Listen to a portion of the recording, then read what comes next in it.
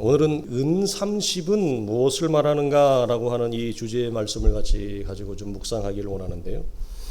우리는 지금 고난주간을 지내고 있습니다만 참 감사하게도 우리가 나누는 본문이 이 절기와 딱 맞아서 너무나 감사합니다. 우리는 이 베드로의 실패와 지난주에 유다의 후회 이 부분을 나눴어요. 그리스도를 따라가는 이 우리의 입장에서는 이 두 사람이 주는 영적인 메시지는 상당히 큽니다. 특별히 이미 세워진 교회가 아니라 우리를 통해서 교회가 세워가는 우리의 처지에서는 더더욱 절실한 말씀이죠. 유다라고 하는 캐릭터가 주는 그 비극적 삶은 우리에게 많은 것을 담고 있습니다. 즉 이런 겁니다. 비극이 클수록 메시지는 더 커요. 우리가 왜 야곱을 굉장히 친근하게 여기느냐? 야곱의 삶은 단조롭지가 않거든요.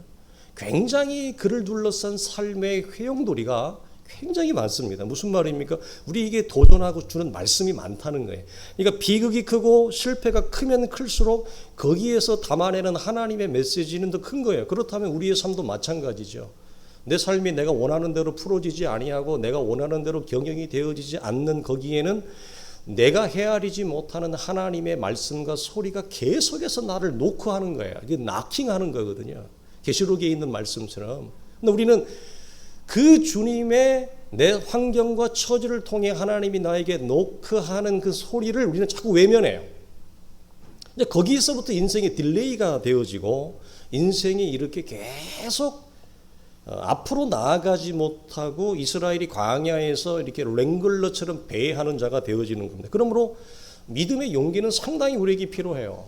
왜 성경에서 단일 문장으로 가장 많은 말씀이 Do not be afraid of your life라는 말을 쓰느냐? 두려워하면 싸우지를 못해요. 나아가지를 못해요. 계속 외면하고 회피하니까 결국은 큰 그림으로 보면 인생 전체를 보면 어떻게 되냐? 우리 인생이 계속 한 자리를 뱅뱅뱅뱅뱅 도는 거예요. 그런 이제 어려움이 있는 거죠. 유다는 자신의 후회된 결정이 너무 컸습니다. 우리가 지난주에 유다는 회개가 아니라 후회였다 말씀을 드렸습니다. 유다는 그래서 자신이 받은 핏값을 되돌려주러 가는데 종교 지도자들은 이 은 30을 성전의 헌금함, 성전구에 넣지 않고 이걸 가지고 예루살렘 남쪽에 가면 흰놈의 골짜기라고 하는 거기 어간에 한 밭을 삽니다. 이건 이제 이방인을 위한 나그네를 위한 오늘로 말하면 무연고자들을 향해서 그런 묘를 사게 되어지는 거예요. 흰놈의 골짜기는 구약에서부터 굉장히 유명한 지역입니다. 이 지역 자체는 우리가 이 지점에서 먼저 나누고 싶은 것은 뭐냐면 종교 지도자들이 이 은 30을 어떻게 쓰느냐 그 결정하는 태도입니다. 자, 여러분 물어보겠습니다. 왜 지금으로 말하면 은 30은 뭐 작다면 작은 돈이죠. 교회의 재정에 넣지 않고 이방인을 위한 묘지를 사는 데 썼습니까? 왜 그랬죠? 이들이 이 일을 결정하는 그들의 태도가 우리에게 뭘 말해주냐는 거예요. 자신들이 말한 대로 이것은 무죄한 자의 핏값이었습니다. 은 30은. 이들은 무죄한 자의 핏값에는 무엇이 그 안에 담아있는지를 알고 있었냐면 이건 부정한 돈이었습니다. 무죄한 자의 핏값은 이 부정한 돈은 이스라엘의 전통이 또 구약의 율법이 하나님의 성전에 가져올 수가 없었어요. 즉 무슨 말이냐? 교회의 재정에 무죄한 자의 핏값으로 벌은 돈은 하나님의 재정에 들어가면 안 돼요. 그래서 이걸 실제로 실현하는 교회들도 적지 않게 있습니다. 그래서 성도들이 이제 직업이 다양할 수 있는데 그 다양한 직업 가운데 어떤 분들은 굉장히 성도로서 종사하지 말아야 될 지역군에 종사하면서 수익을 벌어오는 경우가 있습니다. 그런 경우에는 그 재정을 교회가 공식적으로 선포합니다. 그런 돈은 우리 교회는 재정으로 받지 않습니다. 여러분들이 헌금해도 그 헌금은 받지 않습니다. 이걸 공식적으로 선언하는 교회가 있습니다. 예를 들어서 참 죄송한 말인데 뭐 술집을 운영한다든지 뭐 그분은 오죽하면 술집을 운영하겠습니까만 뭐 러브 호텔 같은 러브 모텔 이런 걸 운영한다든지 돈 잘 벌죠. 그런 돈을 교회가 안 받습니다. 그걸 공식적으로 딱 선언을 하는 교회들도 있습니다. 저는 그게 굉장히 멋진 용기라고 봐요. 신명기를 보게 되어지면 무죄한 자를 죽이려고 뇌물을 받는 자는 저주를 받을 것이요 모든 백성은 아멘할 것이다. 창기가 번 돈과 개 같은 자의 소득은 이 표현은 아주 그 직설적으로 노출한 겁니다. 이런 소득은 네 하나님 여호와의 전에 가져오지 말라. 이것들은 다 하나님께서 가증하게 여기는 것임이라. 그래서 부정한 돈은 이들은 부정한 사람에게 쓰는 것이 이 재정 목적에 맞는 활용이라고 생각을 했어요. 이걸 여러분 보면 이 사람들이 어떤 사람이에요? 굉장히 여러분 현명하지 않습니까? 자, 사도행전 1장을 보면 유다가 밭을 사는 걸로 나오고요. 본문을 보게 되어지면 제사장들이 밭을 사는 걸로 나와요. 이게 왜 차이가 있을까요? 여러분 무슨 차이가 있을까요? 제사장들이 이방인을 위한 묘지를 사는데 유다의 이름으로 등재하는 것입니다. 왜 그럴까요? 부정하기 때문에. 이건 무죄한 자의 핏값을 받아서 가져온 소득이기 때문에 여기에서 자기들은 책임을 면하고 피해 저주를 면하기 위해서 이름의 소유권에다가 제사장들의 이름을 등재하지 않아요. 유다의 이름을 등재해요. 유다의 돈으로. 이게 무슨 말이냐면 이스라엘은 죄 없는 자를 죽이고 그것으로 인하여 얻은 일정한 소득이나 어떤 결과물에 대해서 하나님이 그 사람을 심판한다는 강력한 문화적인 이 전통이 있어요. 핏값을 반드시 받아요, 하나님이. 핏값, 그러니까 이게 무서운 거예요. 이게 핏값의 저주거든요. 구약성경 전체에 지배하는 것 가운데 하나가 뭐냐면 핏값의 저주를 이 사람들은 알고 있는 거예요. 무서워서. 그래서 자기들 이름으로는 등재하지 않고 유다의 돈으로 땅을 사놓고 소유권을 유다의 이름으로 해놓는 겁니다. 여러분 얼마나 이 사람들이 지식적으로는 많이 알고 있는데 교활한지 모릅니다. 자, 신명기를 보게 되어지면 생명에는 생명으로, 눈은 눈, 이는 이는, 손은 손으로, 발에는 발론이라. 레위기 24장에 사람이 만일 그 이웃을 상해를 입혔으면 그가 행한 대로 그에게 행할 것이다. 상처에는 상처로, 눈에는 눈으로, 이에는 이로 갚을지니 남에게 상해를 입힌 그대로 그들에게 갚아주라. 이걸 근데 어떤 그 율법적인 제도 안에서 이것을 실행하지 않으면 얘들 이 사람이 이걸 피해를 당한 사람이 고아예요. 과부예요. 너무 힘이 없는 거예요. 이 사람이. 어디에도 하소연할 데가 없는 거예요. 그럼 이 사람이 누구에게 하소연할까요? 하나님께 하소연합니다.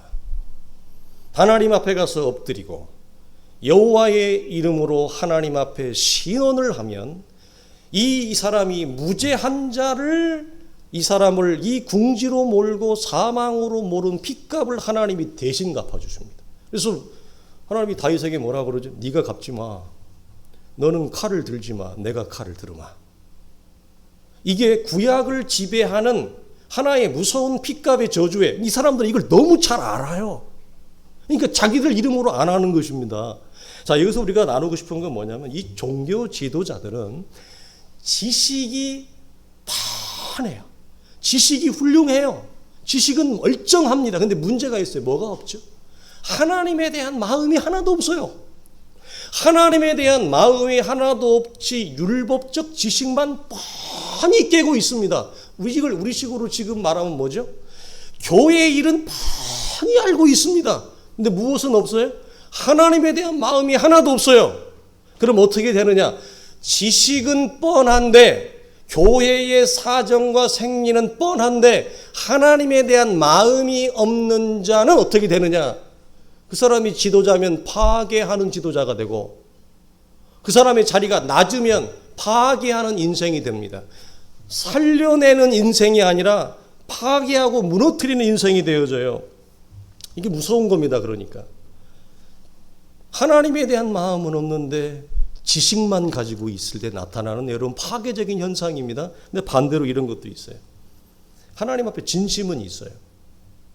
신앙생활을 잘하고 싶은 마음도 있어요. 근데 무엇이 없죠?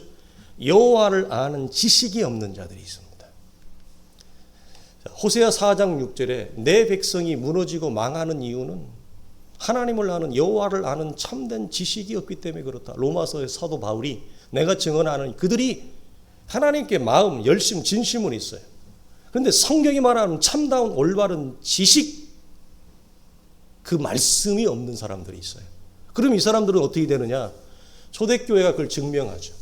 이단들의 먹이, 거짓 목자의 손쉬운 먹잇감이 되어집니다.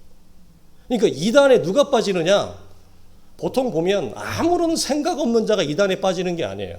굉장히 열정과 열심과 진심이 있는데 하나님에 대한 바른 말씀의 안내를 못 받은 자들이 이 이단의 함정에 빠집니다. 그럼 우리가 추구하는 것은 뭐냐? 참된 지식을 겸비한 하나님을 경외하는 신자예요.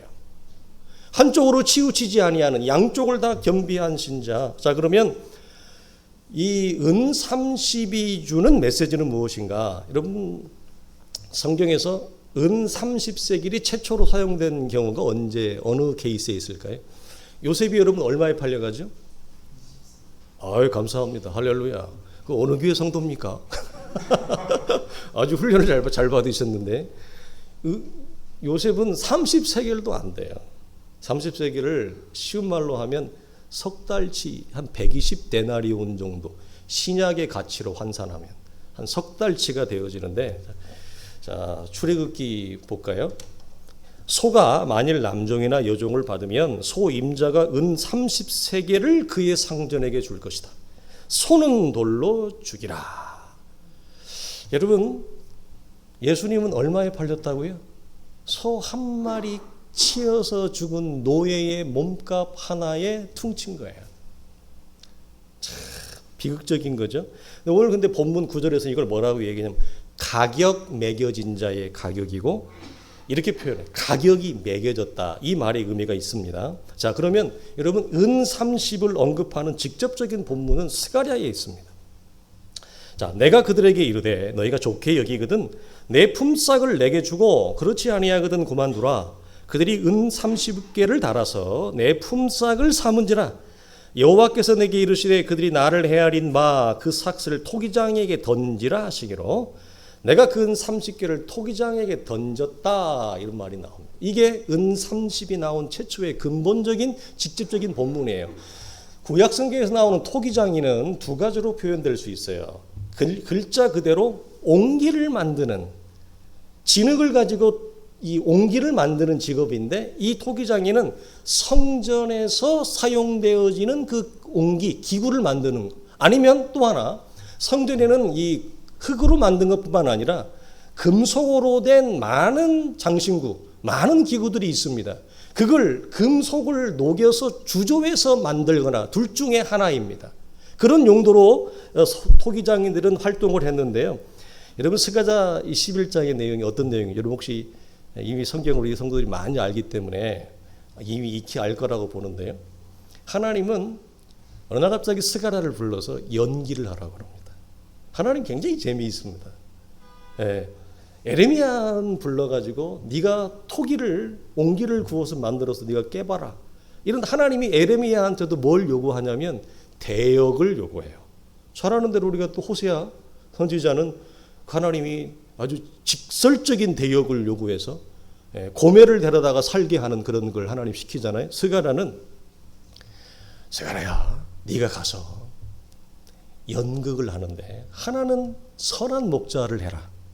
그리고 하나는 악한 목자를 해라. 그래서 스가랴가 먼저 가가지고 선한 목자 역할을 해요. 근데 이 선한 목자를 역할을 하는데 양이 있어야 될 거 아니에요?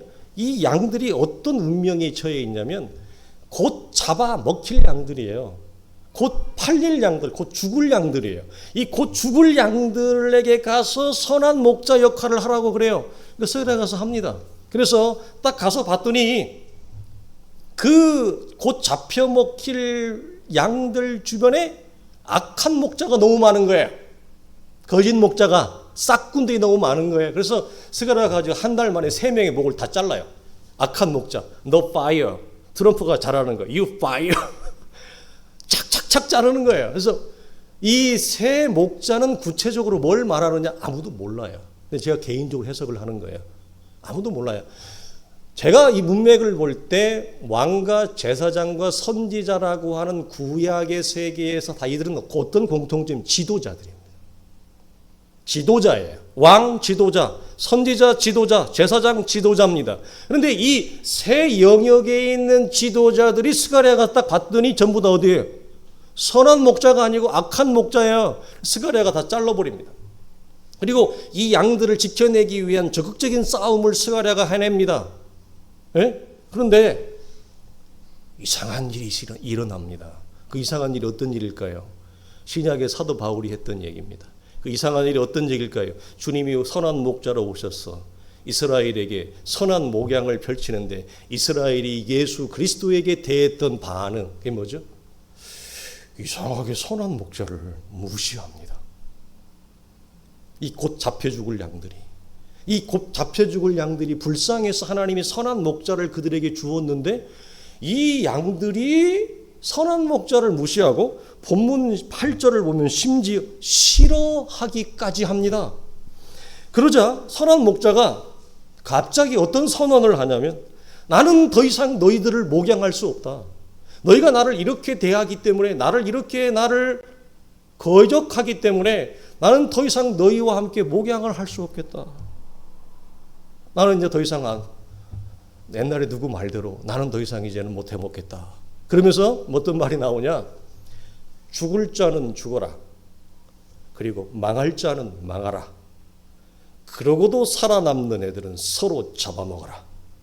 아주 무서운 말을 해요. 그리고 떠나면서 갑자기 돌발 행동을 해요. 이 선한 목자가 스가랴 역할을 하는데, 나에게 그동안 사역했던 퇴직금을 달라. 쉽게 표현합니다. 근데 사실 이게 퇴직금인지 어쩐지 정확히 이것도 몰라요. 이것도 해석하기가, 이것도 난제인데 반대로 해석하는 사람도 있어요. 근데 어쨌든 너희들 보기에 내가 그래도 괜찮은 목사로 내가 목회를 했다면 나에게 삭슬 달라. 그런데 주기 싫어? 주기 싫겠죠. 주기 싫으면 안 줘도 돼. 난 그래도 갈 거야. 그러니까 이 곧 잡혀 죽을 양들이 카운트를 합니다. 이 목자의 삭슬 줄까 말까 하다가 결정을 했어요. 얼마를 결정했을까요? 은 30을. 턱없는 값을 매긴 겁니다. 그러니까 하나님이 이 턱없는 값을 매긴 이 곧 잡혀 죽을 양들이 결정한 은 30을 우리나라 번역 성경에는 안 나와 있는데 히브리 성경에는 보면 이렇게 나와요. 허참 후하게도 쳐줬구만. 허참 많이도 줬구만. 스가랴야, 그 은 30 가지고 가서 저 토기장이에게 던지고 와라. 유다가 받은 은 30에 나온 최초의 본문이 이 본문이에요. 은 30은 여러분 어떤 걸 얘기해요? 선한 목자로 대변되어지는 예수 그리스도의 사역을 거절하고 무시하고 핍박하고 죽이고, 그리고 그 가격을 인간적으로 매겨볼 때 은 30밖에 되지 않는다. 은 30세겔, 겨우 소 한 마리가 쳐서 죽은 노예의 몸값 한 마리밖에 안 된다. 누구의 사역이? 예수 그리스도의 사역이. 그렇게 처사를 여기는 겁니다. 여기서 하나님이 스가랴한테 갑자기 품삯을 요구한 건, 여러분, 하나님이 돈이 필요해서 돈을 달라고 하는 거였어요? 아니면 하나님에 대한 목자의 마음을 하나님이 본 거예요? 목자의 마음을 본 거예요. 근데 그들이 하나님에 대한 마음이 이렇다. 여러분, 느헤미야 시절에, 아까 저 질문을 너무 잘해 주셨으니까, 답변을 잘해 주셨으니까, 느헤미야가 성벽을 재건하러 왔을 때 유다의 총독들이 있었어요. 그죠? 그 총독의 하루 생활비가 얼마였는지 혹시 기억이 나십니까? 40세겔이었습니다. 하루 생활비로 40세겔씩을 주었습니다. 느헤미야가. 예수님이 받은 은 30세겔은 유다의 총독이 받고 생활할 하루의 생활비, 몸종이 소에 처박혀서 받을 그 은 30세겔 정도밖에 되어지지 않는 아주 모욕적인 가격이었어요. 아주 수치스러운 가격이었단 말이죠. 그것을 이들은 내놓은 것입니다. 그래서 이것이 오늘 본문 13절에 여호와께서 내게 이르시되 그들이 나를 헤아린 바, 그들이 나를 헤아린 바 그 삭슬 토기장이에게 줄 수밖에 없는 가치를 나에게 상정했다, 이 말입니다. 자, 이 말씀은 앞으로 하나님의 아들이신 예수 그리스도가 이 땅에 오셨을 때 그를 거부하고 팔아버릴 가룟 유다를 향한 예언적인 말씀이었어요. 이건 직접적인 예언의 말씀이었어요. 또 하나, 선한 목자이신 예수 그리스도를 은 30의 가치로밖에 치부하지 않는 이스라엘의 종교 지도자와 온 이스라엘에 대한 예언적 말씀이었어요. 또 하나, 마지막, 그건 그 시대의 스가랴 선지자가 살아가던 시대의 비극이었습니다. 자, 우리가 복음이 열어지기 전에는 예수 그리스도가 어떻게 우리에게 여겨지느냐, 우리가 왜 소자라고 하는가, 부르는가라고 하는 설교에서 복음 진리가 열어지기 전에 예수 그리스도는 은 30도 안 되는 거예요. 아무런 가치가 없는 거예요. 값어치가 없는 거예요. 헐값이에요, 헐값. 하나님의 교회나 하나님의 말씀이나 하나님이 우리 주시는 진리나 생명은 그들에게는 아무런 가치가 없어요. 그러니까 은 30도 사실은 잘 쳐준 거란 말이에요. 이것을 지금 예언하고 대언하고 있는 말씀이에요. 시대의 정신, 어떤 시대의 정신? 예수 그리스도를 이처럼 여기는 시대 정신, 그리고 진정한 목자를 팔아버린 이스라엘의 죄성, 그 영적인 무지가 스가랴 시대뿐만 아니라 가룟 유다의 시절, 그리고 우리가 살아간 이 시절에도 그대로 재현되어지고 있습니다. 그래서 오히려 이것을 복음 진리는 열어지지 않았지만 인간의 생리, 세상의 생리를 먼저 터득한 지도자들은 절대로 성도들에게 사정을 봐주지 않습니다. 성도들의 사정을 봐주지 않습니다. 아까 우리가 스가랴로 본문으로 11장에서 나눴던 악한 지도자들이 뭐라고 얘기하는지 아세요? 스가랴 11장 5절에 보면 이 악한 지도자의 특징이 나오는데, 이 사람들은 양들을 긍휼히 여기지 아니한다. 양들을 사고 파는데 아무런 죄책감이 없다. 그러면서 딱 나오는 말이, 나는 이 양들을 사고 팔아서 나는 부자가 되었다라고 하면서 하나님을 찬양하고 하나님의 영광을 돌려요. 그 본문에 직접적으로 어떤 영광을 나는 이 양들 때문에 부자가 되어서 이걸 하나님 앞에 영광을 돌린단 말이에요. 그게 악한 싹군들이에요. 자, 여러분, 이것이 그러면 그 시대만 그랬느냐? 그러니까 하나님의 말씀은 열어지지 않았는데 세상에 살아가는 생리는 먼저 열어진 싹군들은 특징이 뭐라고요? 성도들을 이익의 수단으로 봐요. 성도들을 경건을 돈으로 봐요. 그래서 성도들 때문에 부자가 된 걸 뭐라고 영광 돌리나 하나님 앞에? 하나님 나 축복받았다. 성도들 때문에 부자가 된 걸 하나님을 내가 찬송한다. 영광 돌린다. 자, 그 시대나 지금이나 이건 그대로 우리 시대 속에 재현되어지고 있다. 그런데 이상하게 그들이 왜 그렇게 하느냐? 사정을 봐주고 긍휼히 여겨주면 무시하더라 이거예요. 선한 목자를, 양들이. 그러니 무시당하기 싫어서 이들을 억압하는 거예요. 채찍으로 다스리는 거예요. 그러면 싫은데 무시는 안 해요. 대놓고. 자, 이런 아이러니가 있어요. 참 여러분 가슴 아픈 겁니다. 그래서 은 30이라고 하는 이 하찮은 존재에 불과한 기독교 신앙과 선한 목자의 목양, 그는 선한 목자가 선한 목자로 안 보이는 겁니다. 무능력하게 보이는 겁니다. 하찮은 가치로 봅니다. 이게 은 30이 말하는 첫 번째 메시지입니다. 그래서 사도가 고린도께서 이렇게 얘기하죠. 오직 십자가의 도는 멸망하는 자에게는 미련한 것이지만 구원을 얻는 우리에게는 하나님의 능력이 된다. 자, 두 번째 메시지는 이런 겁니다.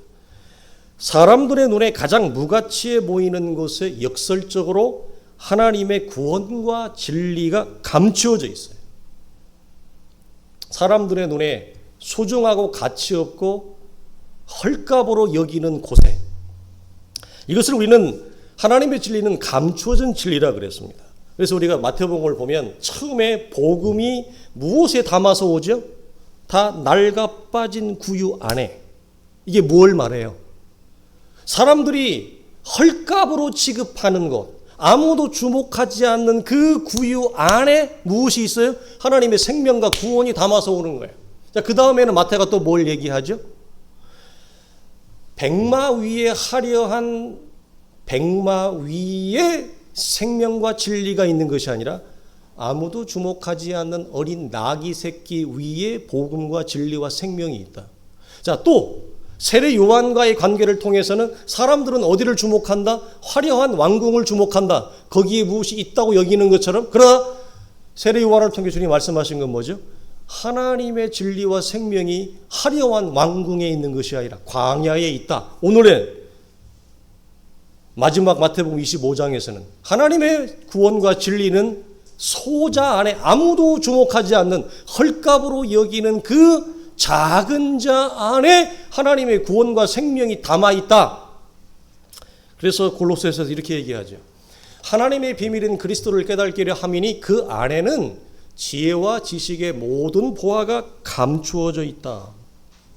여러분, 죽어가는 예수 그리스도의 죽음 안에 하나님의 구원이, 하나님의 진리가, 생명이 있는 줄 누가 짐작을 했겠습니까? 아무도 주목하지 않아요.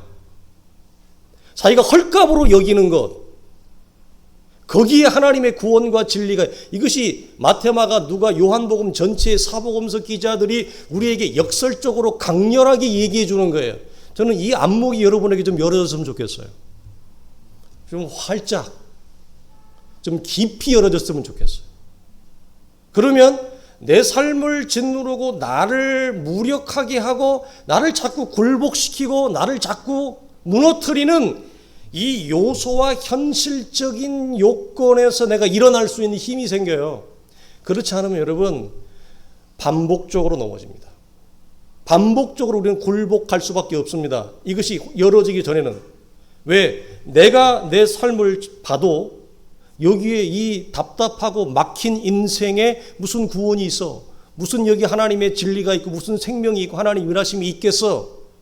그래서 자기도 자기 삶을 발로 뻥 찬다고요. 그러면 그 안에 담아놓은 하나님이 나를 향해 주신 그 선물 같은 진리와 구원이 멀어지는 거예요. 그러니까 항상 입이 이렇게 쭉 나와 있죠. 이게 쭉 나와 있어요. 불평과 불만족한 이 삶이 되어지고 누가 나를 조금만 건드리면 펑 터져버리는 거예요. 왜? 나도 이게 감당이 안 되고 나도 지금 이 상황이 마음에 하나도 안 들고, 그래서 마음에 들지 않는 내 삶의 처지와 현실이 나를 향한 하나님의 선물이라고 하는 것이 열어지기 전까지는 우리는 이 삶의 사이클을 여러분 벗어나지 못합니다. 그렇기 때문에 제가 이 말씀을 계속해서 설교할 때마다 이 모양 저 모양을 여러분에게 권하고 반복하는 이유는 이것이 우리 속에 열어져야 돼요. 무슨 여기에 이런 하찮은 나의 인생에, 하찮은 나의 삶에 하나님의 구원과 생명이 있겠느냐? 아니요. 여러분 거기에 있어요. 거기에. 그걸 우리가 놓치지 않는 거예요. 자, 마지막 하나는요. 마지막 메시지는 이 성육신이나 십자가의 죽음은 자기 희생과 자기 죽음이라고 우리가 얘기를 하잖아요. 이걸 우리가 이렇게 표현했어요. 주님은 자신의 생명을 대신 내어주고 우리를 살린 거예요. 우리가 살아난 대가는 아들의 생명이었어요. 아들의 생명과 희생과 죽음을 통해 우리가 살아나는 거예요. 우리가 이것을 이 땅에서 간접적으로 하나님이 경험하도록 모든 인류 속에 하나님이 심겨놓은 장치는 뭐냐? 부모로서 부모가 되어서 내가 희생하고 내가 죽어야만 이 자식이 좋은 사람이 된다는 비밀을 부모의 걸음 속에서 배우게 하는 거예요. 그러니까 모든 부모가 이걸 깨닫지 못해요. 왜 그러느냐? 자식을 위해서 내 것을 부모지만 놓지 않으려고 하는 부모가 굉장히 많아요. 내가 아파서 낳지만 이 자식을 좋은 하나님의 사람으로 세우는 데 있어서 내가 무엇을 희생하고 놓고 죽지 아니하면 이 자식이 좋은 자식이 될 수 있다라고 하는 이것에 대해서 안 해요. 그럼 이 자식이 좋은 사람이 된다는 보장은 어디에도 없어요. 어디에도 없어요. 시간이 간다고 되지 않습니다. 여러분 다 아는 아주 그 전설적인 옛날 이야기인데요. 북한 정권을 태초에 만들었던 김일성 아시죠? 김일성의 어머니가 평생을 새벽 기도를 다닌 권사님이었습니다. 김일성의 어머니가 평생을 이 자식을 위해서 새벽에 기도했습니다. 기도가 안타깝게 응답이 안 됐습니다. 여러분, 이게 주는 메시지가 많아요. 그러니까 철저히 자신을 내어주고 사람을 살려내는 어떤 역할과 작업과 싸움을 내가 있는 자리에서 하는 거예요. 마지막 메시지, 이걸 우리가 뭐라고 하느냐 이런 거예요. 이걸 케노시스라고 해야 하는데, 진리는 케노시스의 특징을 가지고 있어요. 이게 성육신이고 그리스도의 죽음이에요. 그러니까 하나의 미랄이 땅에 떨어져 썩어 죽지 아니하면 그대로 있는 거예요. 이 특징을 여러분 우리의 삶에서 실현시켜야 돼요. 그래야 우리 가정이 변해요. 우리 자녀가 변해요. 우리 교회가 변해요. 근데 우리는 자신이 희생하고 자기가 죽는 이 케노시스는 안 해요. 그러면서 나를 통해 하나님의 진리가 나타나기를, 나를 통해 하나님의 사랑과 생명이 나타나기를 기대만 하고 있어요. 아니에요. 기대하는 건 좋지만 중간에 내가 이 역할과 싸움을 해야 된다는 거예요. 내가 서 있는 곳에서. 그러면 성도들이 경험하는 이 케노시스의 자리는 어디냐? 이거죠. 내 힘과 애씀으로 해결되지 않는 나의 이 마음에 들지 않는 지옥 같은 현실, 아니면 비극적인 현실, 탓할 수밖에 없는 이 실패라고 여겨지는 내 인생의 자리. 그래서 실패라고 하는 이 자기 죽음을 하나님이 계속 나에게 경험케 하는 거예요. 여러분, 실패는 단순히 어떤 일을 했다가 결과를 못 냈다로만 그걸 받아들이면 이해 안 돼요. 우리 그리스도인들은 실패는 뭐라고요? 나의 죽음을 경험하는 하나님의 현실적인 축복이에요. 왜 후회스러운 일을 많이 하냐고요?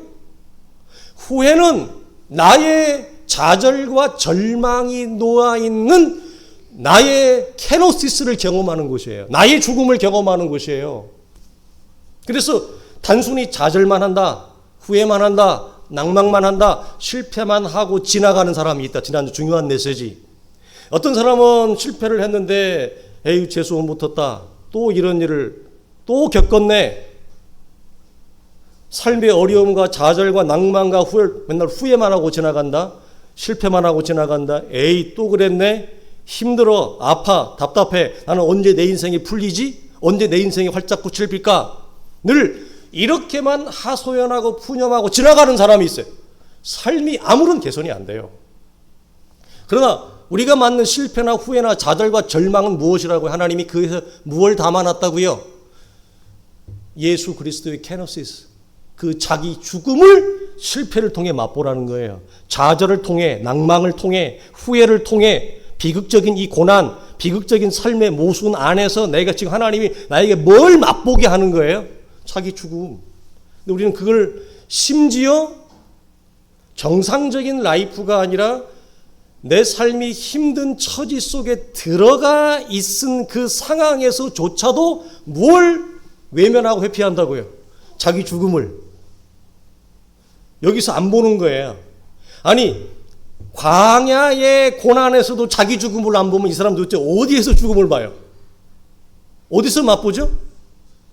우리가 이제 나누었어요. 예수 그리스도가 십자가를 죽는 그분의 그 죽음과 우리의 죽음은 달라요.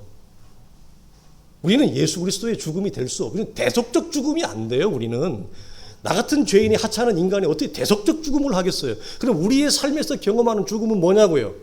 우리가 원하지 않는, 예기치 않는 삶의 갈등, 삶의 고난과 그 아픔의 현장이잖아요. 고통의 현장이잖아요. 그 인생에 내가 원하지 않은 고난과 고통의 현장 속에서도 자기 죽음을 맛보지 못하면 어떻게 우리가 자기 죽음을 맛봐요? 십자가에 우리가 매달아 올라가야 되나요? 그런 식의 죽음이 없어요, 우리는. 그러니까 오늘 내가 당하는 고난이 나에게 소리를 치는 거라고 그랬잖아요. 실패가 나에게 소리를 치는 건 무엇을? 케노시스를. 근데 우리 이걸 놓치고 그냥 힘들기만 하고 끙끙거리고 어떻게든지 지나가겠지. 이 터널의 끝이 있을 거야. 그러면서 이러고 지나간단 말이에요. 아무것도 배우지 못하고 아무것도 건지지 못하고. 그러면 건지지 못하고 배우지 못하고 지나가면 나의 인격과 인성은 어떻게 되느냐? 고난과 고통을 많이 겪었는데 깊고 큰 사람이 되는 것이 아니라 좁고 작은 더 자기만을 주목하게 되어지는 아주 철저하게 자기중심적이고 이기적인 사람으로 변해요. 변하긴 변하는데 안 좋은 사람으로 변해요. 여러분 고생 많이 한 사람 보세요. 별로 없어요, 그런 사람들. 이게 예수 안에서의 고난과 예수 밖에서의 여러분 고난의 차이입니다. 왜 수많은 믿음의 선진들이 하나님의 음성이 가장 선명하게 들리는 곳이 어디라고요? 광야라고 했겠을까요? 여러분 이렇게 역으로 질문해 보세요. 여러분 그들이 그냥 단순히 고난받는 게 좋아서 고통당하는 게 좋아서 여러분 광야에서 하나님의 선명한 음성을 들을 수 있다고 얘기했을까요? 자기들이 경험하지 않았다면, 자기들이 그 광야라고 하는 자기 죽음의 현장에서 하나님이 이전과 다른 하나님의 소리와 말씀을 듣지 못했다면, 그런 경험이 없어요. 주관적인 경험이 없어요. 그런데 믿음의 후손인 우리한테 왜 광야가 하나님의 음성을 선명하게 듣는 곳이라고 얘기를 말했을까요? 그렇게 말할 부모는 없습니다. 그렇게 말할 믿음의 선배도 없습니다. 그들은 그곳에서 다 그걸 경험했기 때문에 그렇습니다. 그래서 그곳에서 그들은 새로운 존재로 나왔기 때문에 그렇습니다. 새로운 안목을 가진 사람으로 다 변화된 거예요. 그러니까 광야는 하나님의 축복된 예비된 선물인 거예요. 이런 차원에서 저는 이제 말씀을 마치기를 원하는데요. 한 사람의 인물을 소개하면서 말씀을 마치기를 원해요. 여러분 혹시 아는 분도 있을지 모르겠습니다만 이분이 원래 하형록 회장님이었죠. 작년 12월 달에 세상을 주님의 품에 안기셨습니다. 이분은 1991년도에 고속도로를 운전하다가 갑자기 그 심장이 이상이 생겨서 고속도로를 운행하는 중에 정신을 잃어버렸습니다. 이제 중환자실에 병원에 들어가서 보니까 이분이 이제 그 심신빈맥증이라고 하는 이 질병이 있는 거예요. 그래서 이것은 심장 이식을 하지 아니하면 못 살아요. 살 방법이 없어요. 근데 이분은 원래 건축회사에서 중역까지 올라가서 일을 굉장히 잘해서 미국 회사에서도 인정받는 아주 잘 나가는 분이었다가 갑자기 자기 인생에 찾아오는 예기치 않은 이 고통을 통해서 이들은 이제 생명이 이제 언제 죽을지 모르는, 왜냐하면 심장 이식을 받아야 되는데 이게 뭐 돌아온다는 보장이 없잖아요. 그래서 이 사경을 헤매고 있다가 드디어 심장이 이식이 돌아옵니다. 자기 차례가. 이것도 빨리 제법 돌아왔는데 이 푼수 같은 미국 간호사가 이 회장님한테 그러는 거예요. 당신은 참 럭키군요. 참 운이 좋아요. 어쩌면 이렇게 심장이 이렇게 빨리 돌아왔습니까? 참 당신은 정말 럭키네요. 그러면서 갑자기 툭 이 말을 던지는 거예요. 옆에 있는 저 아가씨는 심장 이식을 받지 않으면 이틀 안에 죽습니다. 이 얘기를 하는 거예요.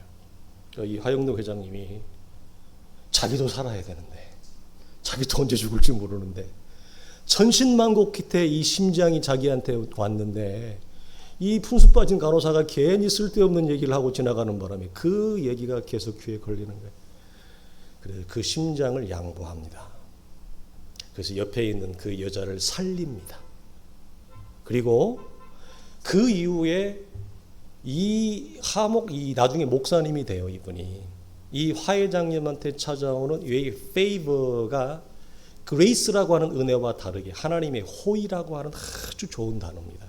그레이스는 굉장히 큰 개념이라면 이 페이버는 God's favor는 하나님이 내 인생을 향해서 직접적으로 선물을 갖다 주는 거예요. 직접적인 행위예요. 자기 인생에 찾아오는 감당할 수 없는 쏟아지는 이 페이버를 경험합니다. 이 사람이. 그래서 이 사람이 결정을 합니다. 잘 나가던 회사를 그만두고 실리콘밸리의 많은 사람들이 하는 것처럼 자기 집 창고에서 창업을 시작합니다.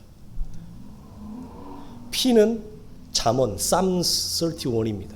잠언 마지막 그 장을 매개로 해서 이분이 사업을 하고 직장을 하는데 이분이 결정을 이런 식으로 합니다. 뭐라고 얘기하느냐?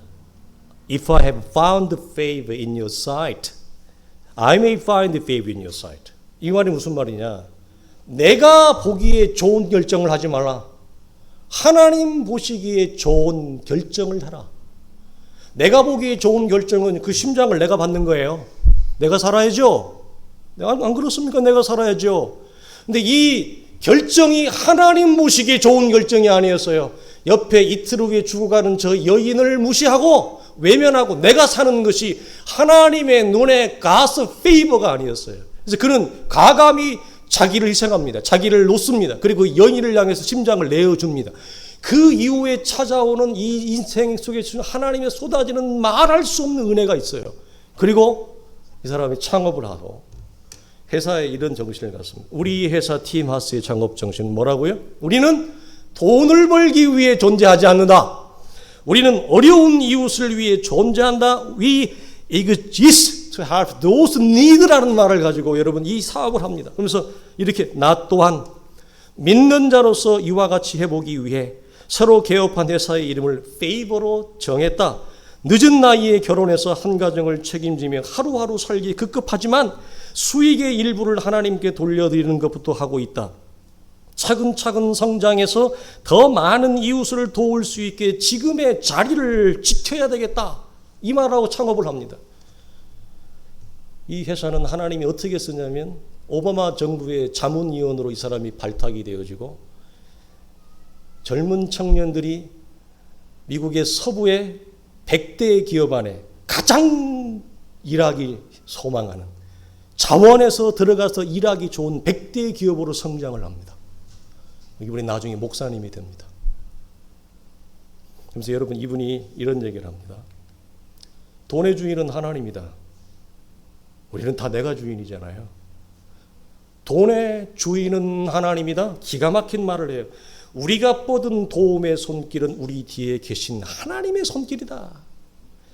하나님은 우리를 구원을 선물로 주시지만 구원받은 사람은 그 선물을 이웃에게 나누어 줘야 된다. 그래서 이 사람은 어떤 말을 하냐면 우리가 이웃을 위한 소자를 위한 doing favor, 호의를 내가 미룰수록 내 인생을 향한 하나님의 God's favor는 딜레이 된다.